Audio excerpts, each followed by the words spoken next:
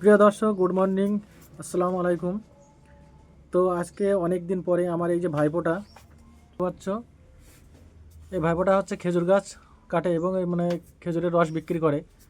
তো আজকে আমি এই ভাইপোর কাছ থেকে খেজুরের রস, এক ভার রস আমি কিনলাম 200 টাকা দিয়ে। তো অরিজিনাল রস, খেজুরের রস, অরিজিনাল রস, যে রসের যে এত স্বাদ, আমি ওই অনেক ছোটোবেলায় খেয়েছিলাম। তো আবার অনেক দিন পরে আজকে আবার খেলাম। তো সত্যি মানে রাস্তাঘাটে অনেক জায়গা থেকে আমি খেজুরের রস কিনে খেয়েছি। তো সেগুলো অরিজিনাল কিনা জানি না, কিন্তু অরিজিনাল নয়, কেননা সেই রস আর আজকের যে রস খেলাম সেই রসের স্বাদ কিন্তু অনেক আলাদা।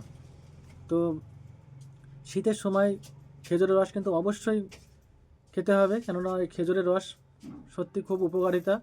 এবং সবসময়ের জন্য দেখতে হবে যে খেজুরের রসটা আমরা গাছে যখন আমরা খেজুরের রসটা মানে পাতে, তখন হচ্ছে ওটা ঢাকে রেখে দিতে হবে।